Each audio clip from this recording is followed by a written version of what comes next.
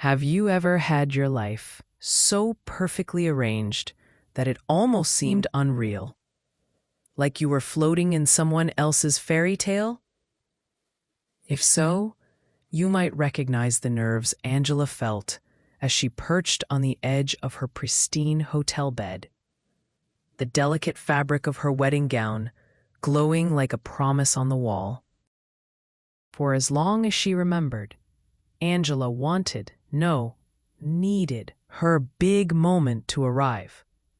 Now, that moment was here. In just a few hours, she would become Mrs. Angela Daniels, wedded not just into love, but into outrageous wealth, undeniable status, and, as she believed, deepest devotion. Subscribe and hit like. Our powerful stories add years to your life. Join our Story Lovers Club and let us know in the comments. Where are you listening from? The suite was large but quiet, filled only by her restless heartbeat and the soft humming of air conditioning. Every surface gleamed, and every detail, flowers, shoes, even the perfect beam of sunlight through the window, whispered of dreams coming true. Her phone, like an impatient messenger, buzzed in her hands, breaking the hush. It was a voice note from Daniel, the soon-to-be husband, a billionaire with charm as smooth as silk and a history as shiny as his clean-cut smile. Angela's heart skipped. She pressed play, and Daniel's velvety voice rippled through the room, suffused with warmth and anticipation. "I can't wait to have you by my side, baby," he crooned, the passion unmistakable. "Our honeymoon's set for Dubai. Only the best for us, my queen. I don't want you worrying about anything today. Just remember, people are jealous. They don't get us. Don't listen to rumors." All that nonsense about me and Pastor Timothy is just people being bitter. I love you, Angela. I adore you. You're my world, and I'd never hurt you. Angela hugged the phone to her heart, sighing as excitement replaced every fleeting doubt. For a moment, the world outside the hotel and its swirling rumors disappeared. It was just her, love, and a future so bright it felt blinding. But even as the bubble of perfection expanded, a small fissure appeared. A memory of her best friend Tasha's frown, a whispered mention of trouble. She shook it off, repeating in her mind, "Today is mine. They can't ruin it." But fate, as ever, had other plans. The universe has a twisted sense of humor. No sooner had Angela sought solace in Daniel's words than the hotel door swung open behind her. Tasha breezed in, her loud energy barely contained by her elegant bridesmaid's attire. "Bride of the year," she declared, offering a beaming grin that almost masked her concern. Angela straightened, twirling for effect. "So, how do I look?" Tasha surveyed her friend dramatically, then broke into a slow, honest smile. "Like royalty," she said, "like Daniel scored the jackpot." The moment sparkled with affection and old laughter, but under it there was unease, emotions fizzing just beneath the surface. Tasha's smile faded a notch, her eyes sharpening. "Angela, I know this is the worst possible time, but I have to say something." Angela felt the walls closing in. "Tasha, not you too." She tried to brush it off, but Tasha wouldn't back down. "I'm serious, Angela. Rumors like this, they don't just come out of thin air. And you know Daniel and Pastor Timothy are close." Angela snapped, a blend of hurt and frustration churning in her gut. Is this because he once flirted with you before we were friends? Is that how little you trust me? Or him? Tasha recoiled, her eyebrows flying upward. You think I'm jealous?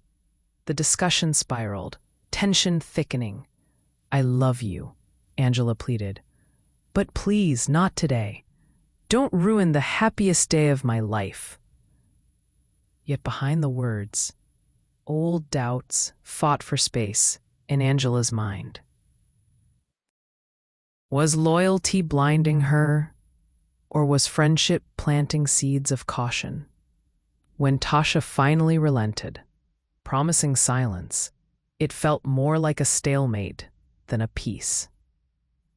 At that moment, Angela's phone buzzed again, this time an unfamiliar number on the screen. She answered with habitual politeness, "Hello," but the voice on the line was cool, almost chilling. If you want the truth about your husband-to-be, go to Golden Palm Hotel, room 501, right now. Don't tell anyone. Just go. See it for yourself. The call ended before Angela could speak. Her skin turned cold, heart thrumming with dread. She forced a smile for Tasha. Wrong number, nothing important. But her mind was already racing with questions, fear, and a sinking ache in her chest. A wedding day was supposed to be about dreams, not hidden doors and warnings from strangers. But some truths demand to be seen with your own eyes, like someone gripped by a force greater than herself. Angela snatched up her purse and excused herself, promising Tasha she'd return soon. Her footsteps echoed down the hotel hallway, faster, barely under control. In the elevator, the city blurred beyond the glass. Her world, once glowing with anticipation, now clouded with anxiety. The luxury of her bridal suite felt like a distant memory. By the time Angela hailed a taxi, her hands trembled so violently, she nearly dropped her phone. Thoughts collided. Daniel's sweet words, Tasha's warnings, the stranger's icy command. Who had called her, and why now, of all times? And what did Pastor Timothy, the man set to bless her marriage, have to do with any of this? Angela desperately wanted to believe Daniel's innocence, picturing his smile and the elaborate Dubai honeymoon he'd planned just for them. Surely love of that size couldn't bear such secrets. Or could it? Traffic slowed as they neared the Golden Palm Hotel, a striking building known for discretion among the city's elite. But under Angela's gaze, its gleaming facade looked dark, haunted. She entered the lobby, pasted on a nervous smile, and asked the receptionist for room 501. The attendant hesitated. A long, awkward pause before guiding her towards the elevator, eyes averted. Every second stretched. Every breath felt like an hour's worth of tension.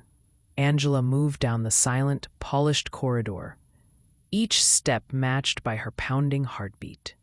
She found the door, hand hovering on the handle, heart caught between hope and dread. "Let this be a mistake," she whispered. But laughter seeped through the door, male voices, too familiar, too intimate. Her gut twisted. Compelled forward by some mix of horror and necessity, she braced herself and entered room 501. Angela's worst fears solidified before her eyes. in a scene she could never have imagined. A king-sized bed, the disarray of sheets, the unmistakable voices, and at the epicenter, Daniel and Pastor Timothy, entangled in a way that erased any possibility of misunderstanding. For a heartbeat, Angela couldn't move. It was as if she'd been plunged into ice water, her vision tunneling. Her sweet Daniel, the man she planned to give her heart and future to, and the very man meant to bless their wedding, together, vulnerable and exposed. She staggered backward, barely catching herself on a side table. Daniel leaped from the bed, his face ashen, scrambling for excuses. Angela. Wait, please, it's not what it looks like. Pastor Timothy fumbled for the bedsheet, eyes panicked. Angela's voice finally ripped free, raw and fierce. What is this? Her tears began to fall, her hands shaking uncontrollably. You told me to ignore the rumors. You told me not to listen. Daniel tried to grasp for her, but she slapped his hand away, trembling with the fury of betrayal. You lied to me, she screamed. You stood there, planned a wedding, while you were hiding this? The room crackled with shame and horror. Pastor Timothy's attempts at calm only fueled Angela's rage. You, a pastor, blessing our wedding, blessing this? She slammed the door behind her, her mind spinning, all her dreams shattered in a single cruel revelation. Stumbling through the hotel's pristine corridors, Angela barely noticed the opulence around her. A wedding dress she had so carefully protected was now crumpled and stained with sweat and grief. She escaped into the hotel courtyard, gasping for air as the gravity of the betrayal pulled at her chest, heavier than any gown. Only then did Daniel catch up to her, guilt and terror etched across his face. He dropped to his knees before her, publicly, sobbing, pleading, the mighty billionaire reduced to a desperate shadow. Angela, please. It wasn't supposed to happen. I didn't want this. Pastor Timothy, his voice broke. I swear, I didn't want to hurt you. I love you. Angela stared at him, icy and unmoved, her hurt so deep it felt bottomless. Daniel's confessions spilled forth. A broken childhood, a mother who abandoned him, a father who inflicted unspeakable pain. Pastor Timothy, the supposed healer, had seen Daniel's wounds and exploited them, twisting Daniel's confusion into dependency, guilt, and secret shame. I thought marrying you would fix me, he choked through tears. I never wanted you to see me like this. I just wanted to be normal, for you. For a moment, Angela's anger softened, pain recognizing pain in the bruised eyes of her husband-to-be. The ground had shifted, beneath both their feet. Their lives, once headed for a glamorous wedding, now teetered on the edge of chaos. Choices needed to be made, and the perfect day was lost forever. Angela struggled to process what she had just witnessed and heard. The joyous whirlwind of the morning, her dazzling gown, congratulatory calls from distant relatives, well wishes from all corners of her world, now felt like a happy memory from someone else's life. As Daniel sobbed at her feet, the reality of their shared pain took on a cold, undeniable weight. No amount of luxury, not even the promise of an exotic honeymoon, could erase this raw truth. For a long, aching moment, neither spoke. Angela remembered their first date. Daniel had been shy, yet magnetic. His laughter was infectious, scattering her worries like autumn leaves. The man before her now seemed a ghost of that charmer, gaunt and pleading, his confidence stripped away. The courtyard buzzed with distant wedding preparations, each happy noise seeming to mock the private tragedy unfolding beneath the palm trees. From the hallway behind them, a small group of guests glimpsed the emotional scene, their curiosity barely veiled. A sense of humiliation crept over Angela, making her straighten her back and wipe her tears, refusing to let anyone, not Daniel, not the lurking onlookers, see her break any more than she already had. Daniel, still kneeling, whispered, "Please, Angela, let me explain everything. Let me make you understand. I never wanted secrets between us. I thought I could outrun my past with you." She looked at him, really looked, and asked the question burning in her mind. Was anything real? The pain in Daniel's eyes was answer enough. You were real. This was real. I was scared. I love you, I swear. But I'm broken. His confession echoed off the marble, so heavy with regret that Angela almost pitied him. Almost. After a few agonizing seconds, Angela realized that her decision in this moment would forever reshape both their lives. She struggled between compassion and self-preservation, torn between the memory of their love and the cruelty of his betrayal. "I need time," she said hoarsely, her voice trembling. "Time to breathe, time to think. I can't marry you, not now. Maybe not ever." As she turned to leave, Daniel caught the hem of her dress, voice breaking. "Don't go." It was more than a plea. It was the strangled cry of a man facing the total collapse of his world. But Angela had nothing left to give. She shook him off and kept walking, leaving Daniel on his knees among the scattered petals the wedding staff had laid out that morning. The hotel doors closed behind her with finality.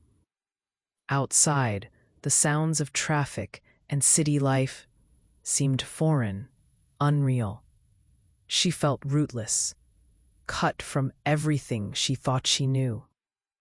Lessons bloom. Angela found herself wandering city streets, the heavy weight of her wedding dress and her shattered dreams dragging behind her like shadows. In a small cafe on the edge of the park, Angela took refuge at a corner table and stared out the window, lost in thought. Tears streamed unchecked down her cheeks, but the city moved on, indifferent to the drama of broken hearts. She thought of calling Tasha, her truest friend, but shame held her back. How could she admit that even with all the signs and warnings, she'd refused to see the truth until it was too late? It was only after the fourth cup of bitter coffee that Angela realized how paralyzed she'd become by grief and shock. Her phone rang. This time, it was Tasha. For a moment, Angela considered ignoring the call, letting the silence shield her from further pain. But the need for connection outweighed her embarrassment. and she answered with a shaky, barely audible, "Hello?" Tasha didn't waste time on pleasantries. "Where are you? Daniel's a mess." "The guests are asking questions, and your mother looks like she's going to faint." The familiar warmth and urgency in Tasha's voice offered a lifeline. For the first time, Angela let herself cry, really cry, into the phone, spilling every detail, from the phone call to the horrifying scene in room 501. Tasha listened, her outrage building with every word. That is unforgivable," Tasha fumed. "I knew something was wrong, but not that wrong. Angela, you didn't deserve this. No one does." The conversation turned into a lifeline, an anchor. Despite the rage and shock, there was comfort in shared pain. Lessons bloom. Tasha became the net, catching Angela as she fell, promising to come get her right away. While waiting for Tasha, Angela noticed an elderly couple at a nearby table. They were laughing, holding hands, the simple act of love, eerily at odds with the storm raging inside her. She allowed herself, just for a fleeting second, to imagine a future where she too could find honest love again. A love not built on secrets or shame. Tasha arrived at the cafe, breathless and determined. She slid into the seat beside Angela, without a word, and simply hugged her. A gesture unlocked a new floodgate, and Angela sobbed into her friend's shoulder. All pretense gone. "Let it out," Tasha whispered. "You don't have to be strong for anyone right now." They ordered more coffee, and Tasha insisted on sitting with Angela until she was ready to move. It was then that Angela saw how deep Tasha's loyalty ran. She did not judge, did not question past choices, only listened and comforted. When Angela finally quieted, Tasha squeezed her hand. "You can start over. This doesn't have to define you. Let's think about what you need next, not what you lost." The words lingered in Angela's mind as they left the cafe and wandered the park. Sunlight breaking through the heavy clouds. Each step shifted Angela's perspective, ever so slightly.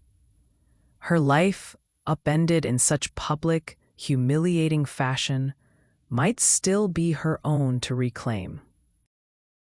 "What am I supposed to do now?" Angela asked at last. Tasha took her hand, smiling through her own tears. "You will heal, slowly.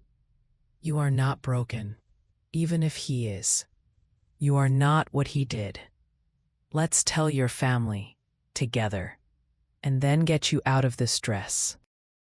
Then we move on.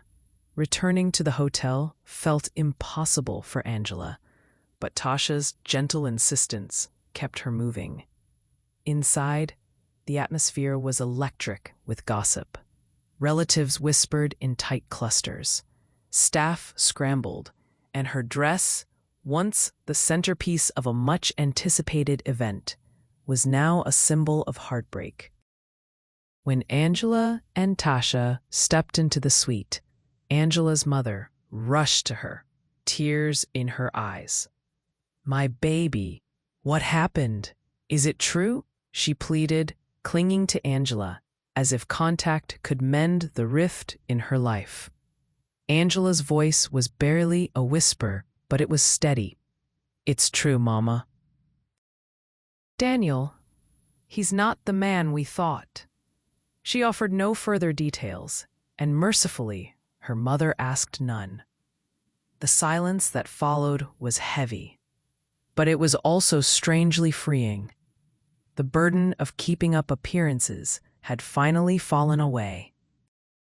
Supported by Tasha and her family, Angela removed the ruined dress, exchanged it for a simple sundress, and washed her face until her tears stopped. She felt empty, but for the first time that day, she also felt something like hope. Maybe not for tomorrow, but for some distant day when betrayal would not be the headline of her life. As Tasha hailed a ride and marshaled the rest of Angela's things, Angela took a last glance at the hotel, the place where her old life had ended and a new one was perhaps beginning. With each step away, the sunlight felt warmer on her skin, promising, just maybe, that there was more to her story than heartbreak. Later that evening, Angela sat by her bedroom window, watching the city slip into shadows. The apartment, usually filled with warmth and personal touches, felt alien. A reminder of all the dreams she'd laced into her planned future with Daniel. She watched as headlights crept down the street, each pair of beams like tiny ships moving cautiously through the night. It struck her how the world, so indifferent to individual tragedies, keeps spinning regardless of personal heartbreak. Angela's mind replayed the day's catastrophes on an endless loop. Questions tore at her. Had there been signs she'd ignored? Were her instincts ever right? Or had she let hope blind her to reality? The image of her mother's devastated face haunted her. If only she could erase the pain she'd inflicted on those she loved. Angela would have traded every ounce of luxury Daniel had promised for a moment's peace. In the solitude of the night, she finally let the walls down, letting her sobs echo through the empty room. Her grief mutated into anger, not just at Daniel and Pastor Timothy for their duplicity, but at herself for wanting so badly to believe in fairy tales. Hours passed, the city's noises fading, until there was only her ragged breathing and the slow return of calm. As dawn pressed shyly through the blinds, Angela sat up, transformed by sorrow into someone fiercely resolute. If her old life had ended in flames, she decided, she would not let regret dictate the path ahead. Lessons bloom. She had survived a public humiliation, overwhelming betrayal, and the destruction of her hopes. What couldn't she endure now? With morning came a fragile sense of possibility she hadn't felt in days. The next morning began quietly, but Angela's awakening was a small act of courage. She poured herself a cup of black coffee and journaled her thoughts, determined to untangle the mess inside her head. As the words flowed, raw, unpolished, she felt the tight knot of shame inside her begin to loosen. Writing lent her a power she hadn't realized she still possessed. If she could shape her pain into sentences, perhaps she could shape her future as well. Tasha called, bringing news of the outside world. Daniel, it turned out, had left town abruptly, shielded, as always, by an entourage paid to stifle rumors. Pastor Timothy had resigned from his position at the church. The city's social circles buzzed with scandal and speculation. But Tasha insisted that Angela's name was being kept out of most stories by loyal friends. Angela felt a pang of relief, edged with guilt. A part of her wished for retribution, for the city to know the full depth of her betrayal. Another part felt exhausted by the very idea of more drama. Still, she thanked Tasha for standing guard over her reputation. "You didn't just save me. You saved my family, too," Angela whispered, gratitude mixing with remorse. Tasha reminded her that healing wouldn't be linear. Today, you'll want to hide. Tomorrow, you'll want to scream at the world. Both are okay. Just don't ever let this make you small. You are not what happened to you. Angela nodded, tucking those words away for later, like a shield against the hard days to come. As days became weeks, Angela forced herself into the rhythm of normal life, though nothing felt truly familiar.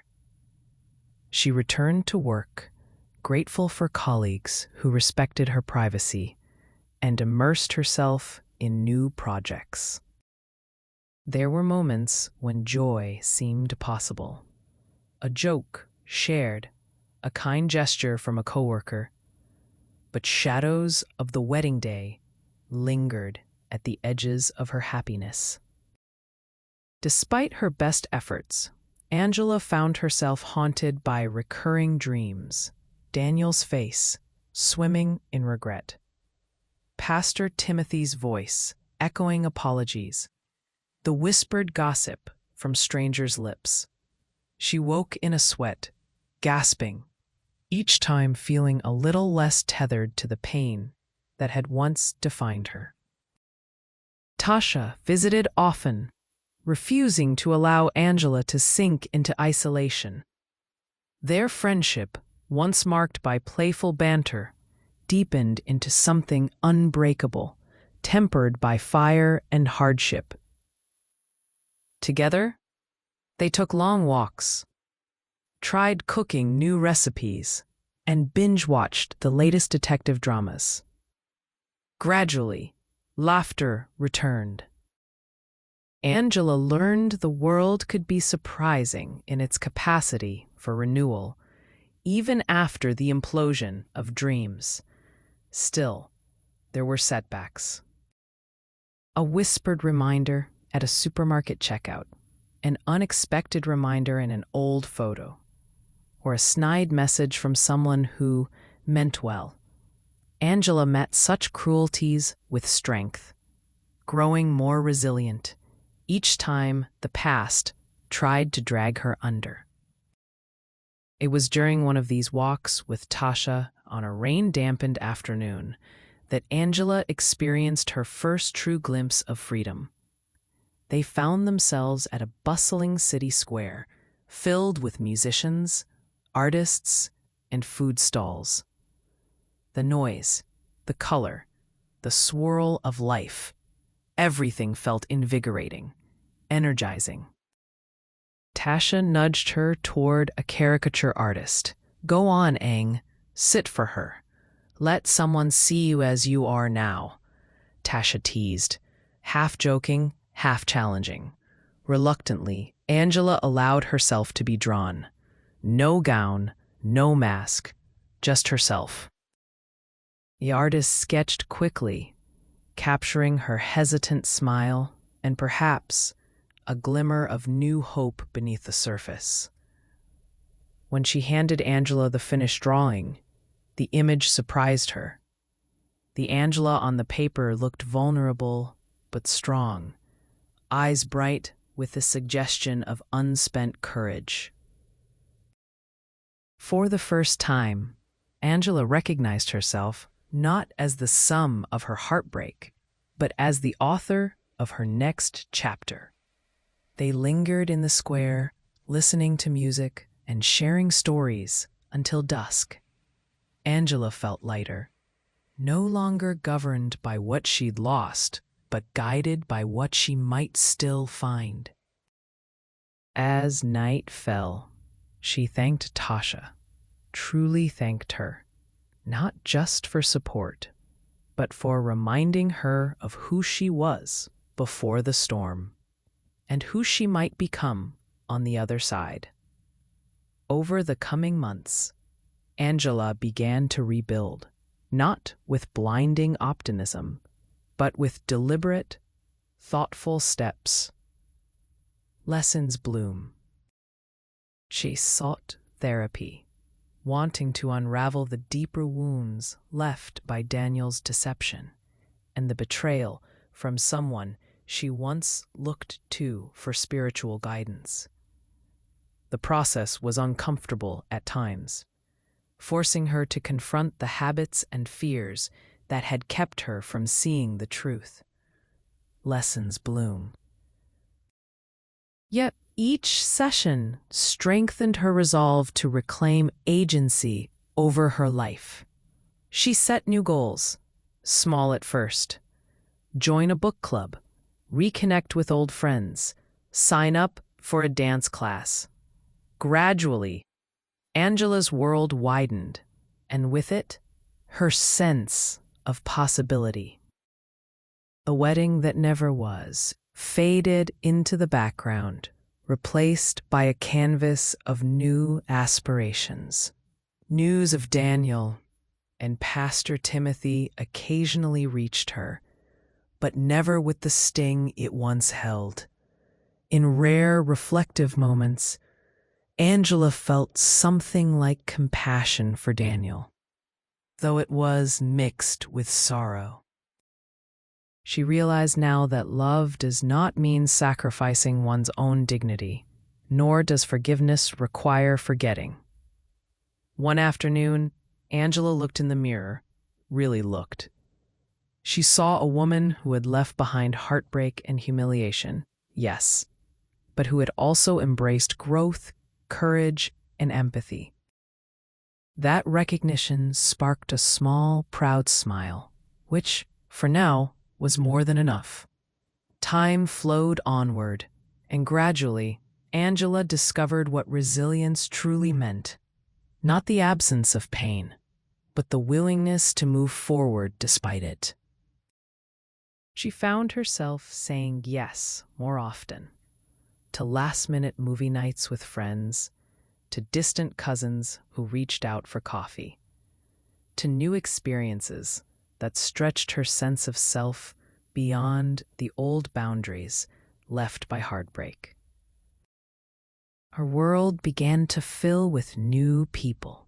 Artists from her book club, dancers from her classes, colleagues who showed up with home-cooked meals on difficult days. Angela became, in a slow and subtle way, a magnet for others healing from their own wounds. Quiet conversations at park benches became exchanges of vulnerability and hope, knitting together a patchwork of trust that, for Angela, eclipsed the false promises of her former relationship. With each sunrise, Angela allowed herself to imagine a future unburdened by secrets. In therapy, she learned to identify patterns that had left her susceptible to Daniel's charm and Pastor Timothy's manipulation, not out of shame, but out of an empowered desire to do better for herself. She forgave herself for the wishful thinking that had blinded her. She forgave the parts of herself that secretly wondered if she'd ever truly been enough. Angela's mother, who had once grieved the collapse of her daughter's fairy tale, grew into a quiet pillar of strength. One evening, over shared grilled cheese sandwiches and a light-hearted movie, her mother took Angela's hand and said, "I see you shining brighter than you ever have. I'm proud of you, not for surviving, but for choosing joy again." Tears welled in Angela's eyes, but they were soft, grateful tears. She held her mother close, feeling for the first time in ages truly at home. On a brisk autumn day, Angela attended an art gallery opening with Tasha. The exhibit featured works by local women artists, each painting a testimony to overcoming adversity. Angela felt an immediate kinship, a connection not just to the art itself, but to the quiet strength behind every brushstroke. She stood before a canvas splashed with vivid colors, grief and hope entangled in abstract patterns that somehow mirrored her own journey. The gallery hummed with energy. Angela noticed a young woman nearby, quietly sketching notes as she studied the paintings. They struck a conversation about art's ability to transform pain, and Angela was surprised at how naturally warmth and laughter returned to her words. The woman, Layla, was a writer recovering from her own loss, and by the end of the evening, they had exchanged phone numbers and the promise to meet again. Angela realized she had begun to collect moments, little joys, sparks of connection, rather than counting losses. She started sharing her story, gently at first, in small circles, and eventually in support groups for those grieving broken relationships. Her tale resonated not for its drama, but for its honesty. People responded with empathy, sharing their own narratives, weaving a tapestry of collective healing where isolation had once reigned. Returning home that night, Angela paused before her door, breathing in the crisp air. She thought about how shattered she'd felt just months earlier, and how piece by piece she'd rebuilt herself, not as the bride she once wished to be, but as the woman she was becoming. That sense of wholeness, fragile yet real, was her own quiet triumph.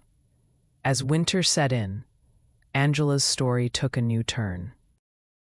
She was invited to speak at a local church, not Pastor Timothy's former congregation, but one devoted to inclusion, healing, and honest conversation about faith and relationships. The invitation terrified her, awakening old anxieties about vulnerability and judgment. Yet she accepted, determined to reclaim her voice, even in spaces that had once fueled her pain. On the evening of the talk, Angela stood before a crowd of attentive faces, her heart pounding.